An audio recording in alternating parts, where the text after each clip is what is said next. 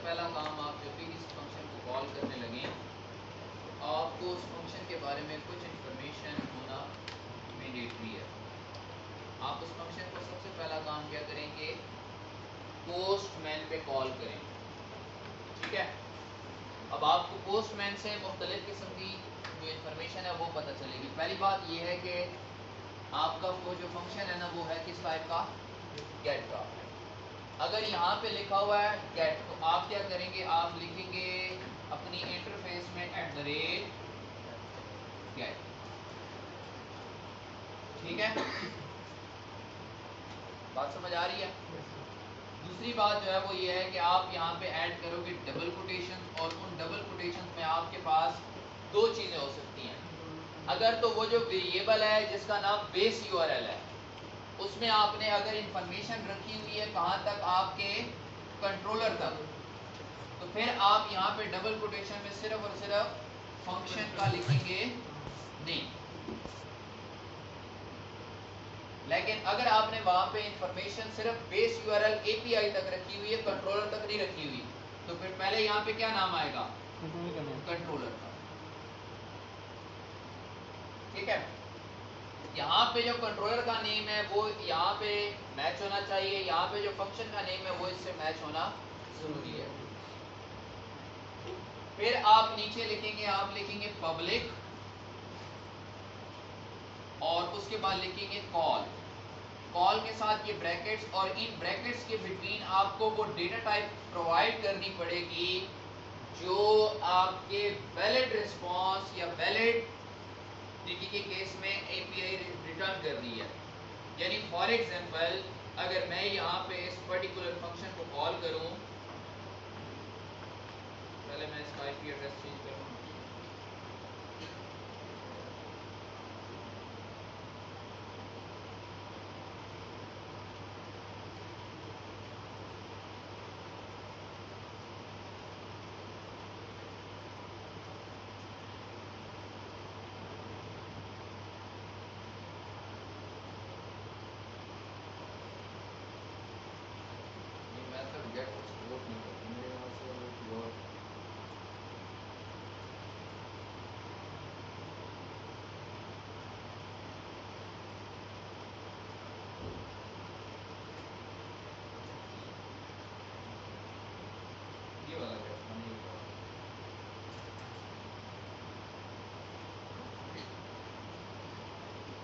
ठीक है, तो इसकी जो रिटर्न टाइप है वो है 21। अब 21 को अगर आप देखें तो ये एक सिंगल वैल्यू है। अगर तो ये लिखा होता 21 इन डबल कोटेशन, इसका क्या मतलब था, स्ट्रिंग वैल्यू, कि स्ट्रिंग वैल्यू रिटर्न हो रही है। क्योंकि ये 21 डबल कोटेशन में नहीं है, इसका मतलब ये है कि इसकी डेटा टाइप क्या है, इंटीजर। तो आप यहाँ पे लिखेंगे इंटीजर। ठीक है, फंक्शन का नाम जो मर्जी लिखें। अब इसके बाद बात आती है, हो सकता है ये फंक्शन को पैरामीटर्स रिसीव कर रहा हो सकता है ये फंक्शन पैरामीटर रिसीव ना कर रहा हो। अगर तो आप फंक्शन को पैरामीटर नहीं भेज रहे तो इसको क्या रखेंगे, खाली। लेकिन अगर आप पैरामीटर भेज रहे हैं तो आपने देखना है कि क्या जब आपने पैरामीटर लिखे हुए हैं तो यहाँ पे आपके पास ये पैरम सेलेक्टेड है या कुछ और सेलेक्टेड है। तो आप यहाँ पे देखिए ये क्या सेलेक्टेड है, पैरम ब्लू हो रहा है, ग्रीन हो रहा है। इसका मतलब ये है कि पैरम्स का मतलब ये है ये क्यूरी पैरामीटर पास हो रहे हैं। तो क्यूरी पैरामीटर के केस में फिर आप यहाँ पे क्या लिखते हैं, आप यहाँ पे लिखते हैं @क्यूरी। डबल कोटेशन में वो नाम देंगे जो आप क्यूरी पैरामीटर में पास कर रहे हैं। जैसे हम यहाँ पे n1 लिख रहे हैं तो इधर क्या आएगा, n1। फिर वेरिएबल बनेगा इंट, लेट्स सपोज आपने वेरिएबल का जो मर्जी नाम रखे, फर्क नहीं पड़ता, डेटा टाइप उससे मैच होनी चाहिए। दूसरा पैरामीटर कौन सा है, n2, तो आप लगाएंगे कॉमा @क्यूरी, डबल कोटेशन में लिखेंगे n2, और फिर यहाँ पे आप लिख सकते हैं int y। इस x और y लिखने से कोई फर्क नहीं पड़ता। मेन जो चीजें मैटर करती हैं वो ये जो क्यूरी के अंदर चीजें हैं ये आपकी यूआरएल से मैच होनी चाहिए। आपका ये जो कंट्रोलर नेम है ये यूआरएल में कंट्रोलर नेम से मैच होना चाहिए। आप में जो फंक्शन नेम है वो भी यूआरएल में कंट्रोलर से क्या होना चाहिए, मैच होना चाहिए। ठीक है बात। अब दूसरी पॉसिबिलिटी आती है कि आप लिखिए जी फंक्शन जैसे हम लोगों ने कल भी लिखा था लॉगिन का, तो लॉगिन के फंक्शन के केस में अगर आप देखें तो लॉगिन के फंक्शन में हम लोगों ने जो काम किया हुआ है या जो वर्किंग है वो ये है कि पहली बात आप अगर इसको देखें तो इस पर्टिकुलर मेथड की टाइप क्या है, पोस्ट। तो ये आप कहां से स्टार्ट करेंगे, @पोस्ट से। फंक्शन का नेम है जी लॉगिन। तो अगर मैंने सिर्फ कंट्रोलर का नाम नहीं देना, फंक्शन का नाम देना है तो इधर आएगा लॉगिन। लेकिन अगर आपने यूआरएल रखा हुआ है कंट्रोलर से पहले का तो फिर क्या आएगा, db/login। ठीक है। फिर उसके बाद अगर आप देखें तो यहाँ पे आपके पास आएगा पब्लिक कॉल। कॉल के बाद अब हमने देखना है कि ये डाटा किस तरह का रिटर्न कर रहा है। तो अगर आप लॉगिन के फंक्शन को देखें तो लॉगिन का फंक्शन आपको एक ऑब्जेक्ट रिटर्न कर रहा है। तो इसके लिए अगर आपको याद हो तो हमने क्या किया था, हमने एक क्लास बनाई थी जो कि इसके ऊपर मैच हो रही थी। यार अगर आप लोगों का कोई बहुत ज्यादा इंपॉर्टेंट काम है तो लैपटॉप लेके चले जाओ जिधर तुम लोगों ने काम करना है। मैं आप लोगों को समझा रहा हूँ और आप लोगों की नजरें फिर जो है ना लैपटॉप में, तो बेनिफिट तो नहीं है ना, आप लोगों को कोई फायदा नहीं हो रहा। फिर तो मैं आगे चलूँ, जो आज का मैंने लेक्चर करना है टोटल पूरा करता हूँ जैसे आप लोग पूरा कर रहे हो।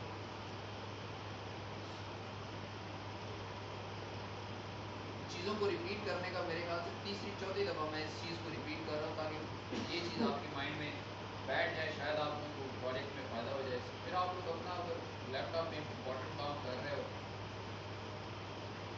फिर मेरे ख्याल से मुझे जैसे जैसे कल मैं चलता गया हूँ, बस काम होता गया ऐसे अपने लिए तो करना हुआ तो फिर तो गाना बैठ के शाम को ये काम कर रहा हूँ। थोड़ी सी यार क्या करो। तो हम बात कर रहे हैं कि इसकी रिटर्न टाइप क्या है, एक ऑब्जेक्ट। हमें कैसे पता लगा ये ऑब्जेक्ट है, क्योंकि ये कर्ली ब्रेसेस से स्टार्ट हो रहा है। अब ऑब्जेक्ट हमेशा किस चीज का बनता है, बोलो ना, क्लास का। इसका मतलब ये है कि हमारे पास एक ऐसी क्लास होनी चाहिए जो इस तरह का ऑब्जेक्ट बनाए, यानी उसके अंदर एक यूजर आईडी का वेरिएबल होना चाहिए जिसकी डेटा टाइप क्या हो, इंट हो। यूजर नेम का वेरिएबल होना चाहिए जिसकी डेटा टाइप क्या हो, स्ट्रिंग हो। और यूजर पासवर्ड का वेरिएबल होना चाहिए जिसकी डेटा टाइप क्या हो, स्ट्रिंग हो। रोल का वेरिएबल होना चाहिए जिसकी डेटा टाइप क्या हो, स्ट्रिंग हो। तो हम ये क्लास बनाएंगे और कॉल के अंदर जिस तरीके से इंटीजर लिखा हुआ है उस क्लास का नाम देंगे। इधर फंक्शन का नेम जो मर्जी रखें, फर्क नहीं पड़ता। कहां पे फर्क पड़ता है, इधर वाला फंक्शन नेम इससे क्या होना चाहिए, मैच होना चाहिए। अब बात आती है फंक्शन नेम के बाद पैरामीटर्स की। क्या जो लॉगिन का फंक्शन है वो कुछ इनपुट पैरामीटर रिसीव कर रहा है, तो आंसर है बिल्कुल रिसीव कर रहा है। लॉगिन कर रहे हो ना, तो आप लॉगिन करते हुए अपनी इंफॉर्मेशन एपीआई को भेजेंगे तो वो आपको रिस्पांस में बताएगा कि आपने जो इंफॉर्मेशन भेजी है वो वैलिड पर्सन की है या नहीं है। अब यहाँ पे अगर आप देखें तो मेरे पास जो पैरम्स है ना वो सिलेक्टेड नहीं है, ऑथराइजेशन भी सिलेक्टेड नहीं है, हेडर भी सिलेक्टेड नहीं है। क्या चीज सिलेक्टेड है, बॉडी। तो इसका मतलब ये है कि मेरे पास जो फंक्शन को पैरामीटर जा रहे हैं वो क्यूरी पैरामीटर नहीं है बल्कि कौन से वाले हैं, बॉडी वाले हैं। तो मैं यहाँ पे क्या लिखूंगा, @क्यूरी की बजाय @बॉडी। अच्छा, अब एक बात माइंड में रखिएगा, क्यूरी में मल्टीपल पैरामीटर्स पास हो सकते हैं, यानी आप 3, 4, 5, 10, 15, 20, 25 जितने मर्जी पास करो। बॉडी में एक ही पैरामीटर पास होगा, बॉडी में क्या होगा, एक ही पैरामीटर पास होगा। जैसे फॉर एग्जांपल अगर आपने आईडी नेम वगैरह पास करना है तो आईडी नेम को ग्रुप करके एक ऑब्जेक्ट बना लो। उसके अंदर बेशक आईडी पड़ा हुआ है, नेम पड़ा हुआ है, पासवर्ड पड़ा हुआ है, रोल पड़ा हुआ है, मल्टीपल इंफॉर्मेशन है, लेकिन कलेक्टिवली तो एक ऑब्जेक्ट है ना। तो बॉडी के अंदर एक पैरामीटर पास होगा। ऐसा भी हो सकता है कि मल्टीपल ऑब्जेक्ट आप पास करें। तो अगर मल्टीपल ऑब्जेक्ट पास करने हैं तो फिर आप क्या बनाओगे, उसकी एरे बनाओगे, क्योंकि एरे सिंगल होगी ना, एक ही एरे होगी, उसमें बेशक 10 ऑब्जेक्ट पड़े हो, 20 ऑब्जेक्ट पड़े हो, 30 ऑब्जेक्ट पड़े हो। तो बॉडी में हमेशा एक पैरामीटर जाता है, इस वजह से बॉडी के साथ ये ब्रैकेट्स नहीं लगती जिसमें नाम बताया जाए। क्यूरी में चूंकि मल्टीपल है ना तो हमें बताना पड़ेगा कौन सा n1 है, कौन सा n2 है। बॉडी में पास ही एक होगा तो बॉडी में कभी भी जो है वो आप इसके साथ इस तरह की ब्रैकेट्स नहीं लगाते। अब आप देखें ये बॉडी में पास हो रहा है, अगेन ये किस चीज से स्टार्ट हो रहा है, कर्ली ब्रैकेट से। नीचे भी अगर मैं थोड़ा सा इसको करूं तो नीचे एंड क्या होगा, कर्ली ब्रैकेट्स होंगी। इसका मतलब ये है कि फिर आप क्या पास कर रहे हैं, एक ऑब्जेक्ट। ऑब्जेक्ट में क्या इंफॉर्मेशन है, आईडी है, यूजर नेम है, पासवर्ड है और रोल है। तो आपने ये देखना है कि क्या इस तरह का ऑब्जेक्ट आपके पास पहले से पड़ा हुआ है, यानी कोई क्लास है जो इस तरह की है, तो फिर नई बनाने की जरूरत नहीं है। लेकिन अगर इस तरह की क्लास मैच नहीं हुई तो फिर आपको नई क्लास क्या करनी पड़ेगी, बनानी पड़ेगी। अब यहाँ पे मैं कह रहा हूँ कि बॉडी में मैं पास करूंगा, हमने को जो क्लास बनाई थी उसका नाम क्या था, यूजर डिटेल, और यहाँ पे आगे उस वेरिएबल का नाम जो मर्जी रखें कोई फर्क नहीं पड़ता, यू रख लें, u1 रख लें, यूजर डिटेल रख लें, उससे कोई फर्क नहीं पड़ेगा। तो आज ये तो था लॉगिन का। मैंने आपको कहा है कि आज जो हमने टास्क परफॉर्म करना है वो कौन सा है, साइन अप का है। तो अगर हम देखें साइन अप में, तो साइन अप में आपके पास जो इंफॉर्मेशन है वो एक तो बात ये है कि आपने साइन अप का फंक्शन, पहली बात ये है किस टाइप का फंक्शन है, पोस्ट, तो स्टार्ट होगा @पोस्ट से, ठीक है। डबल कोटेशन में आपकी मर्जी है, अगर यूआरएल जैसे आपने रखा हो उस पेज के ऊपर करेंगे। अब पहली बात ये है कि फंक्शन की रिटर्न टाइप क्या है, फंक्शन की रिटर्न टाइप क्या है। तो उसके लिए मैं जरा इस फंक्शन को कॉल कर लेता हूं ताकि मुझे आइडिया हो कि ये फंक्शन क्या रिटर्न कर रहा है। तो अगर मैं इसको कॉल करता हूं तो कॉल करने के बाद इसकी रिटर्न टाइप है यूजर सेव या यूजर डेटा सेव। इसकी टाइप क्या है, स्ट्रिंग। तो कॉल के साथ मैं क्या लिखूंगा, स्ट्रिंग लिखूंगा। समझ आ रही बात की। फंक्शन का नेम जो मर्जी हुआ, पैरामीटर पास करने हैं, पैरामीटर देखिए क्यूरी पैरामीटर पास हो रहे हैं इसको नहीं, क्यों, क्योंकि पैरम सेलेक्टेड नहीं है। ये देखो इसके साथ ब्लू कलर का डॉट है, नहीं है। इसके साथ भी ब्लू कलर का डॉट नहीं है, इसके साथ भी ब्लू कलर का डॉट नहीं है। डॉट किसके साथ है, बॉडी के साथ, बॉडी के साथ। इसका मतलब ये है फंक्शन में क्या आएगा, @बॉडी। अच्छा @बॉडी पे आए तो बॉडी में आपने क्या करना है, बॉडी में आपने पास क्या करना है, एक ऑब्जेक्ट पास करना है। इससे कैसे पता लगा, कर्ली ब्रेसेस से स्टार्ट हो रहा है ना, तो ऑब्जेक्ट है। अब ऑब्जेक्ट में ID, user name, user password और रोल, अगर इस तरह की क्लास मौजूद है तो फिर उस क्लास का ऑब्जेक्ट पास करेंगे। लेकिन अगर उस तरह का ऑब्जेक्ट मौजूद नहीं है तो फिर हमें इस तरह की क्लास बनानी पड़ेगी। तो हमारे पास इस तरह की क्लास मौजूद है जो हमने कल बनाई थी, जो बिल्कुल इससे क्या हो रही है, मैच हो रही है। तो पहला काम जो आपने एंड्रॉइड एंड के ऊपर करना है ना, वो ये करना है कि आपने ये जो वेब एपीआई की इंटरफेस बनाई है ना, यहाँ पे थोड़ा सा चेंजेस करनी है ताकि आपका वो फंक्शन कॉल किया जा सके। उसको कॉल करने के लिए आपको पहली बात पता होनी चाहिए कि फंक्शन की टाइप क्या है। इधर वो फंक्शन आपका पोस्ट का है या फिर गेट का है। तो हमें पता लगा कि ये जो यूजर डिटेल का फंक्शन है इसकी टाइप क्या है, पोस्ट है ना, ये देखो यहाँ पे नजर आ रही है आप लोगों को। तो हम क्या करेंगे, एपीआई में जाएंगे, यहाँ पे सबसे पहले जो स्टार्ट करेंगे वो लिखेंगे @पोस्ट, ठीक है। पोस्ट के अंदर डबल कोटेशन में हमने वैल्यू लिखनी है। अब आप देखो ये मेरा बेस यूआरएल है, ये बेस यूआरएल कहां तक है, एपीआई तक। अगर ये एपीआई तक है इसका मतलब ये है इसमें कंट्रोलर नेम इन्वॉल्व नहीं है। लेकिन अगर एपीआई के बाद कुछ लिखा होता तो इसका मतलब ये है कि कंट्रोलर नेम इसमें मौजूद है, ठीक है।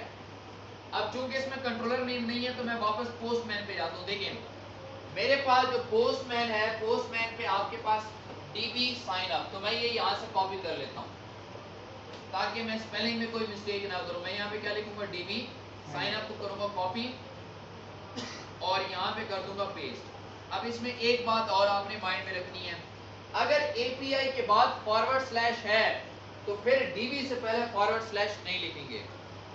लेकिन अगर इस एपीआई के बाद फॉरवर्ड स्लैश ना होता तो फिर डीबी से पहले मैं फॉरवर्ड स्लैश लिखता, क्योंकि ये चीज उसमें जाके मर्ज होनी है, कनकैट होनी है। तो आप जब अब ये वाली वैल्यूज में कनकैट करेंगे तो फॉरवर्ड स्लैश मौजूद है ना, तो क्या आएगा, एपीआई फॉरवर्ड स्लैश डीबी। यहाँ पे अगर मैं आगे लिखूं तो इसके साथ कनकैट करूं डीबी और लॉगिन, तो देखें आपके पास फॉरवर्ड स्लैश मौजूद है। लेकिन अगर फॉर एग्जांपल इधर ये फॉरवर्ड स्लैश ना होती और उधर भी मैं ना देता तो क्या बन जाता, एपीआई डीबी और लॉगिन। तो मुझे बताओ क्या ये वैलिड यूआरएल होता, नहीं होता। तो ये चीजें देखनी है, माइंड में रखनी है जब आप यूआरएल बनाएंगे। तो बेहतर ये है कि आप फॉरवर्ड स्लैश यहाँ पे ऐड कर दें। अब ये हमें पता लग गया कि फंक्शन है जी किस टाइप का, डीबी कंट्रोलर के अंदर साइन अप का फंक्शन है। अब आते हैं जी फंक्शन की रिटर्न टाइप देखते हैं। फंक्शन की रिटर्न टाइप क्या थी? स्ट्रिंग। ये रिटर्न टाइप नीचे नजर आती है, देखो ये रिस्पांस है इसका, ये नजर आ रहा है ये रिस्पांस, ठीक है। ये आपको बता रहा है कि स्टेटस क्या आ रहा है, 200 आ रहा है, ये टाइम है। ऊपर में इनपुट जा रही है, नीचे आपके पास रिस्पांस है। रिस्पांस में जो डाटा आ रहा है वो किस टाइप का है? स्ट्रिंग। तो हम यहाँ पे लिखेंगे पब्लिक कॉल और स्ट्रिंग। स्ट्रिंग का जावा में एस कैपिटल होता है। यहाँ पे फंक्शन का नाम आप जो मर्जी रखें, मैं यही रख रहा हूं ताकि बाद में कंफ्यूजन ना हो। अगर मैं ऐसा फंक्शन बनाऊंगा तो एक ऐसा फंक्शन है साइन अप का जो कोई डाटा रिसीव नहीं कर रहा, तो जब ये रिसीव नहीं करेगा तो ये भेजेगा भी नहीं। ये बात आपने माइंड में रख लेनी है। तो क्या हमारा जो साइन अप का फंक्शन है वो कुछ रिसीव नहीं कर रहा? एपीआई में वो कर रहा है। क्या चीज रिसीव कर रहा है? वो एक ऑब्जेक्ट रिसीव कर रहा है, लेकिन कर कहां पे रहा है? बॉडी के अंदर कर रहा है। ये देखो बॉडी को आपने देखना है, क्या चीज हाईलाइटेड है यहाँ पर, बॉडी के अंदर रिसीव कर रहा है। तो हम वहां पे क्या लिखेंगे? @बॉडी, ठीक है। और @बॉडी के बाद हम बताएंगे कि जी हमारे पास वो ऑब्जेक्ट के लिए जो हमने क्लास बनाई है उस क्लास का नाम क्या है? User detail. आगे आप बेशक यूजर कर दें, ठीक है, इसका कोई फर्क नहीं पड़ता, इधर क्लास का नाम वैलिड रखना है। अब ये आप लिख लिया तो आपने सबसे पहला काम ये करना है, और ये एक दफा करना है, बार बार करने की जरूरत नहीं है। दूसरा काम, चूंकि नेटवर्क मेरा चेंज हुआ है तो पहले मैं आईपी एड्रेस भी यहाँ पे चेंज कर लेता हूँ। तो नया जो मेरा आईपी एड्रेस है, जो आज मैंने सिस्टम ऑन किया है, तो मुझे जो मिला है वो मैं यहाँ पे क्या कर देता हूँ? चेंज कर देता हूँ। पहले आपके पास 192.168.165.33 था, आज जो है वो चेंज होकर .180, ठीक है। तो पहले एक दफा पोस्टमैन पे अपनी एपीआई को रन करके लाजमी देखा करें आप लोग। उसके बाद अब नेक्स्ट जो हमारा टास्क है वो ये है कि अब हमने जाके वो जो साइन अप वाला फंक्शन है ना उसके अंदर कोड करना है। तो हम साइन अप एक्टिविटी में आते हैं।